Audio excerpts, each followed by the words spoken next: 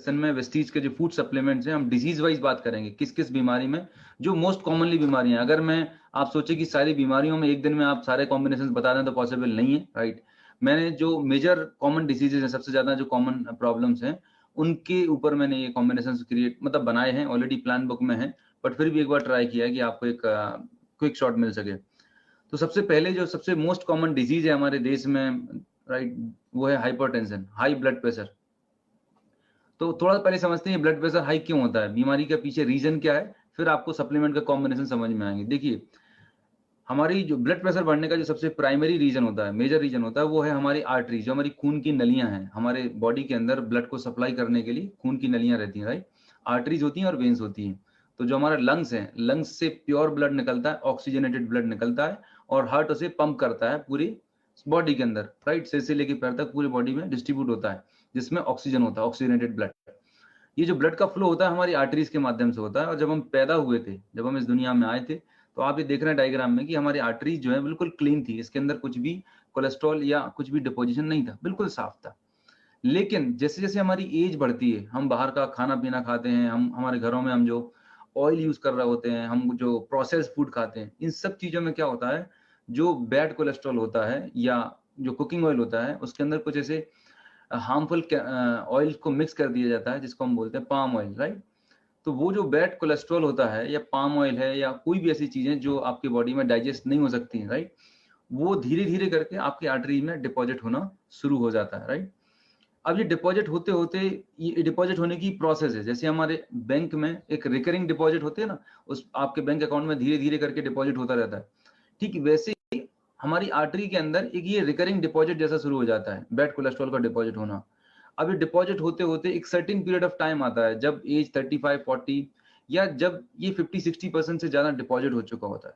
जब ये ज्यादा डिपॉजिट हो जाता है, तो होता क्या है, हमारी आर्टरी का जो डायमीटर है, आर्टरी का डायमीटर कम हो जाता है। अब आर्टरी का जब डायमीटर कम हो जाएगा, तो हमारा जो हार्ट है, इसको ब्लड को पंप करना है पूरी बॉडी के अंदर। तो आप जस्ट इमेजिन करिए, जो हमारा जो पानी का पाइप होता है, अगर आप उसे जोर से पकड़ लेते हैं तो कितना आपको प्रेशर फील होता है, क्योंकि पानी को निकलने की रास्ता ही नहीं बची। ठीक ऐसे ही हमारी आर्टरी के साथ में होता है, जब आर्टरी के अंदर बैड कोलेस्ट्रॉल डिपॉजिट होता है, तो आर्टरी सक्रिय हो जाती है अंदर से, और आपके हार्ट को ब्लड को पंप करने में ज्यादा एफर्ट और ताकत लगानी पड़ती है। और यही वो रीजन है कि हमारा ब्लड का प्रेशर बढ़ जाता है।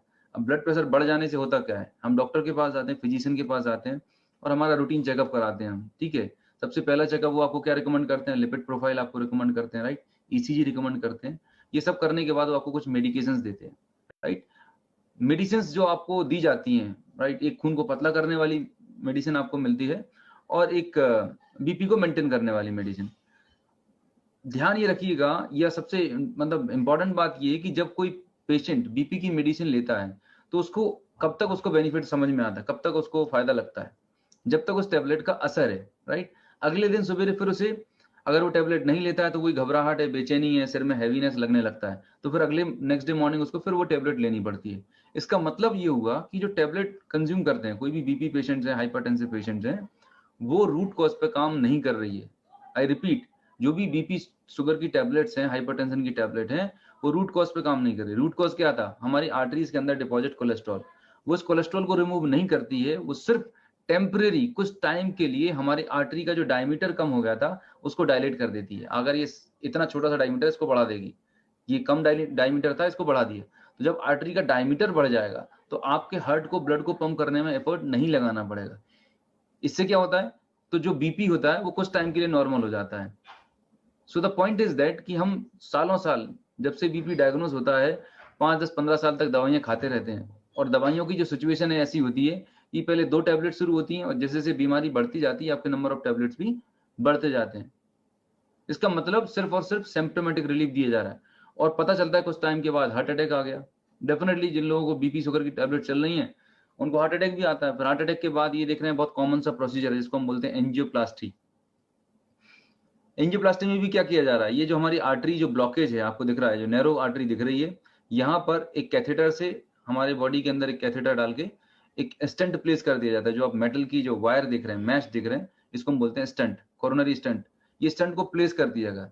लेकिन समझने वाली बात ये है, इसका जो डिटेल में डिस्क्रिप्शन है, आप कभी मेरा हेल्थ सेशन होता है, उसका पूरा प्रॉपर वीडियो देखेंगे, आपको उसमें पूरा डिटेल में मैंने एक्सप्लेन किया हुआ है कि ये कैसे प्रोसेस होता है, बट अभी मैं जस्ट आपको ब्रीफ कर रहा हूँ, राइट, क्योंकि हमें काफी सारे डिसीज वाइज डिस्कस करना है। तो यहाँ पर जो ब्लॉक्ड साइट थी वहां पर आपने मेटल का वायर प्लेस कर दिया है, पर स्टिल जो ब्लॉकेज था, जो येलो कलर का डिपॉजिट था, वो एज इट इज आर्टरी में है। मेरा सवाल नेक्स्ट आपसे है, क्या एंजियोप्लास्टी करने के बाद दवाई बंद हो जाती है? नहीं होती है। क्यों? क्योंकि रूट कॉज पे काम नहीं किया जा रहा, सिर्फ टेम्परेरी जो आर्टरी ब्लॉक थी उसका रास्ता खोल दिया गया है। आपके बॉडी में जो डिपॉजिट होने की प्रोसेस है बैड कोलेस्ट्रॉल, वो तो अभी भी जारी है, राइट। फिर कुछ टाइम के बाद, आफ्टर 5 ईयर्स 10 ईयर्स बाद पहला हार्ट अटैक आता है तो एंजियोप्लास्टी होती है। अब जब दूसरा हार्ट अटैक आता है, जब दोबारा फिजिशियन के पास जाते हैं, तो अब वहां पर फिजिशियन बोलता है कि जो आपकी मेन आर्टरी है, कोरोनरी आर्टरी, वो पूरी तरह ब्लॉक है, 80-90% ब्लॉकेज है। अब यहाँ पर एंजियोप्लास्टी करने की कोई गुंजाइश नहीं है, there is scope for angioplasty. आप क्या करना पड़ेगा? Now there is an option of bypass. आप जिस भी शहर में रहते हैं, हर बड़े शहर के अंदर जब ट्रैफिक ज्यादा होता है तो शहर के बाहर से, सिटी के बाहर से आपके पास एक बाईपास रास्ता होता है। ऐसे ही हमारे हार्ट के लिए एक बाईपास रास्ता बना दिया जाता है। ये अब जो ब्लड का फ्लो होगा, जो ब्लॉक्ड वाला पैसेज है वहां से नहीं होगा, बाईपास से होने वाला है। So it's called bypass surgery. Again यहाँ पर 5-7 लाख रुपए का खर्चा होता है। मेरा पॉइंट सिर्फ इतना सा है कि डे 1, जिस दिन से बीपी डायग्नोज हुआ और जब तक एंजियोप्लास्टी बाईपास करा लिए, दवाइयां पहले से लेके आखिरी दिन तक चल रही हैं, लाइफ टाइम मेडिसिन लेनी पड़ रही हैं, लेकिन उसके बाद भी परमानेंट आराम नहीं है। दवाइयां कम होनी चाहिए। ट्रीटमेंट का मतलब होता है मेडिसिन का कम हो जाना या बंद हो जाना। बट ये कैसा ट्रीटमेंट चलाया है मेडिकल साइंस में, एलोपैथी में, कि यहाँ पर दवाइयां बंद होने का नाम ही नहीं ले रही हैं, राइट। दवाइयां बढ़ती जा रही हैं। इसका एक ही फंडामेंटल है। Since I was in the pharmaceutical industry for almost 8 to 10 years, उनका एक ही थॉट प्रोसेस है कि ये जो बीमारियां हैं इनको हम क्रॉनिक फॉर्म में कन्वर्ट कर दें। इन बीमारियों को हम ऐसे कन्वर्ट कर दें कि यहाँ पर मर्ज भी जिंदा रहे और मरीज भी जिंदा रहे। मतलब आपकी बीमारी भी एग्जिस्ट करना चाहिए और जो पर्सन है वो भी सर्वाइव करना चाहिए। क्यों? क्योंकि अगर पर्सन ही खत्म हो जाएगा तो फिर आपको रेवेन्यू जनरेट कैसे होगा, और बीमारी ठीक हो जाएगी तो अगली बार आप पैसा कैसे निकालेंगे। तो ये एक सोची समझी प्लानिंग है और जिसके तहत ही सब कुछ चल रहा है। लेकिन मैं आपको बता दूं, गुड न्यूज ये है, हमारे हिंदुस्तान में आयुर्वेदा में इतने शानदार सॉल्यूशन हैं, लाइफस्टाइल मॉडिफिकेशंस हैं, अच्छे हैबिट्स हैं, डाइटरी हैबिट्स हैं। अगर उनको आप अडॉप्ट कर लेते हैं तो मैं आपको बता रहा हूँ इन सब की नौबत नहीं आने वाली। आप इनको प्रिवेंट कर सकते हैं, प्रोटेक्ट कर सकते हैं अपने आप को और अपनी फैमिली को। तो द पॉइंट जो मैं आपको बताने वाला हूँ, वो जो आपकी आर्टरी के अंदर ये जो बैड कोलेस्ट्रॉल है, इसको बोलते हैं हम LDL, राइट। इसको रिमूव करने के लिए एक अच्छा कोलेस्ट्रॉल भी होता है, एक गुड कोलेस्ट्रॉल भी होता है, एक गुड फैट भी होता है, जिसको हम बोलते हैं HDL, राइट। इसको हम ओमेगा 3 भी बोलते हैं। प्रॉब्लम ये है कि ओमेगा 3 जो है हमारा ह्यूमन बॉडी खुद से सिंथेसाइज नहीं कर सकता। We can not synthesize omega 3। हमें ओमेगा 3 खाने से ही लेना होगा, राइट। अब खाने में किस में मिलता है ओमेगा 3? खाने में मिलता है आपको अखरोट में मिलता है, राइट, वॉलनट में मिलता है, ऑलिव ऑयल में मिलता है, फ्लेक्स सीड्स में मिलता है और मछली में, सैल्मन फिश में मिलता है। ये 4 ऐसी खाने पीने की चीजें हैं जिसमें ओमेगा 3 सफिशिएंट क्वांटिटी में मिलता है। अब मेरा आपसे सवाल ये है कि जब से आप पैदा हुए हैं और आज तक आपकी जितनी भी एज है, आपने कितनी बार ओमेगा 3, कितने बार अखरोट खाए, कितने बार आपने ऑलिव ऑयल में खाना पका के खाया? शायद नहीं खाया होगा। और वही एक रीजन है हिंदुस्तान में हर दूसरा तीसरा इंसान क्यों बीपी का मरीज बन रहा है, क्योंकि जब से हमारे घरों में रिफाइंड ऑयल कंज्यूम करना शुरू किया है, डिपॉजिट हो रहा है। आपने बहुत सारे ऐसे लोग देखे होंगे जो नॉनवेज नहीं खाते, जो ड्रिंक नहीं करते, दुबले पतले, लेकिन फिर भी उन्हें हार्ट अटैक आ गया, राइट। उसका सबसे बड़ा रीजन है हमारे डाइट में ओमेगा 3 का एब्सेंस होना। ये एक one of the biggest reason है। अगर हम बचपन से ही शुरू से ही ओमेगा 3 खाते रहते थे तो ओमेगा 3 क्या करता था? ओमेगा 3 जो है, ये जो बैड कोलेस्ट्रॉल डिपॉजिट हुआ है हमारी आर्टरी में, इसको रिमूव कर देता था और नया जो बैड कोलेस्ट्रॉल डिपॉजिट होने की जो प्रोसेस है उसको ब्लॉक कर देता। इस प्रोसेस को हम बोलते हैं एथेरोस्क्लेरोसिस, राइट। आपके आर्टरी में जो बैड कोलेस्ट्रॉल डिपॉजिट होता है उस प्रोसेस को बोलते हैं एथेरोस्क्लेरोसिस। इस प्रोसेस को ब्लॉक कर देता है ओमेगा 3। इतना पावरफुल न्यूट्रिशन है, राइट।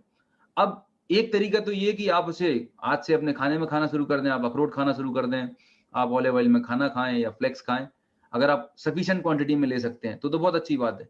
लेकिन पॉइंट ये है कि हम बहुत सारे लोग 1-2 पीस अखरोट के खा लेते हैं, 1 चम्मच उन्होंने थोड़ा सा कभी कभार अलसी खाने लगे, बिकॉज बहुत सारा अवेयरनेस आ गया, यूट्यूब पर सब जगह न्यूज चैनल में दिखाया जाता है अलसी खाना चाहिए, तो खाना शुरू कर दिया।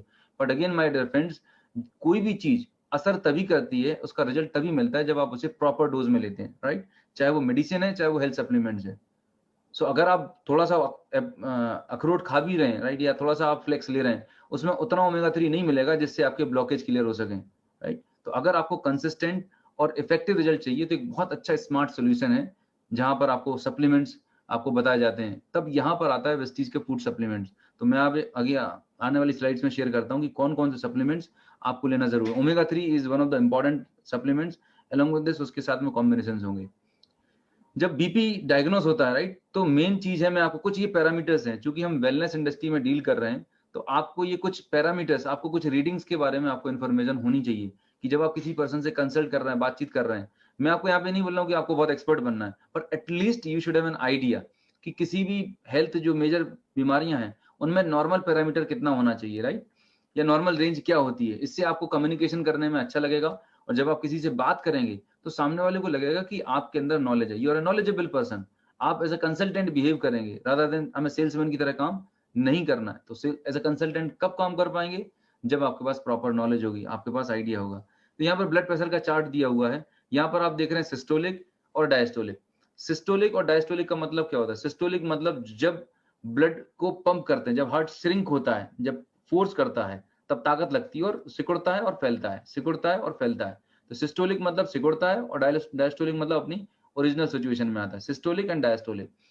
तो सिस्टोलिक जो होता है 120 होता है नॉर्मल रेंज में, और 80 तक, 120/80 जो होता है is a normal blood pressure.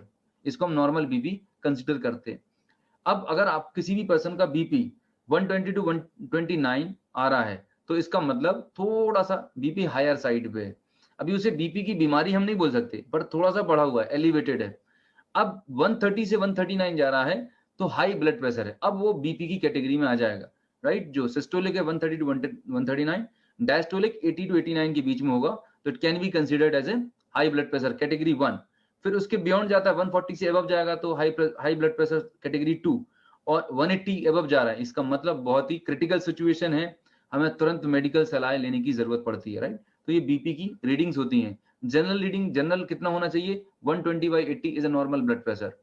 अब इसके नीचे जा रहा है तो उसे लो बीपी बोलेंगे, इससे हायर साइड जा रहा है तो हाई बीपी बोलते हैं, राइट। तो दोनों तरह की प्रॉब्लम होती है, हाइपरटेंशन होता है और हाइपोटेंशन, लो बीपी और हाई बीपी। पर ज्यादातर केसेस जो होते हैं, majority of the cases you will find of hypertension. अब डॉक्टर जो सजेस्ट करते हैं आपको लिपिड प्रोफाइल की, ये जो रिपोर्ट होती है, ब्लड टेस्ट हम करवाते हैं और हमारा कोलेस्ट्रॉल की हम जांच कराते हैं, तो उसमें कुछ पैरामीटर्स आते हैं, लिपिड प्रोफाइल होती है। लिपिड तो एक तरीके का कोलेस्ट्रॉल है, पर कोलेस्ट्रॉल की कुछ वेराइटीज होती हैं। तो यहाँ पर जो पहला पैरामीटर दिख रहा है टोटल कोलेस्ट्रॉल, राइट। जो डिजायरेबल रेंज है, फर्स्ट रेंज आप दिख रहे हैं, बॉर्डर लाइन और हाई रिस्क, ये 3 लाइन आप देख रहे होंगे। पहला है डिजायरेबल, मतलब इतना होना चाहिए। बॉर्डर लाइन मतलब यहाँ पर आपको थोड़ा सा कॉशियस होने की जरूरत है। और हाई रिस्क मतलब इस बॉर्डर लाइन से अगर थोड़ा बाहर जाएंगे तो आपको ये बीमारी हो चुकी है और आपको तुरंत मेडिकल एडवाइस लेने की जरूरत है। So this is what desirable, border line and high risk. Cholesterol का जो रेंज है लेस देन 200 mg पर डेसीलीटर होना चाहिए।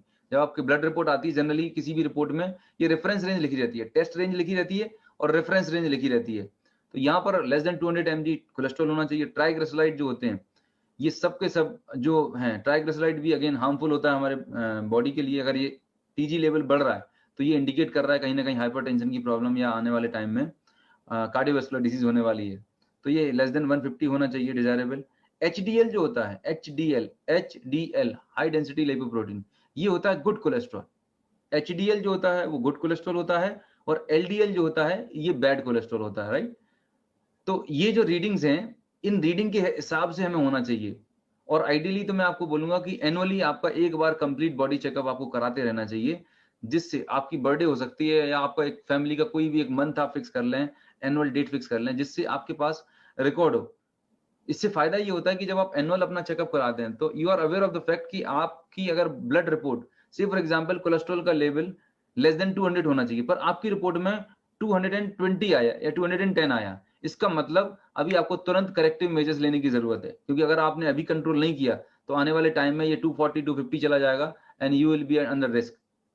सो जब आप स्क्रीनिंग कराते रहते हैं एनुअली, तो आपको ये पैरामीटर से पता चलता है कि आपकी बॉडी की करंट सिचुएशन क्या है। और अगर कुछ भी पैरामीटर थोड़ा डिस्टर्ब हो रहा है, तुरंत अपनी लाइफस्टाइल को मॉडिफाई करके सही तरीके के सप्लीमेंट लेके अच्छा रूटीन फॉलो करके आप उस बीमारी से अपने आप को प्रोटेक्ट कर सकते हैं।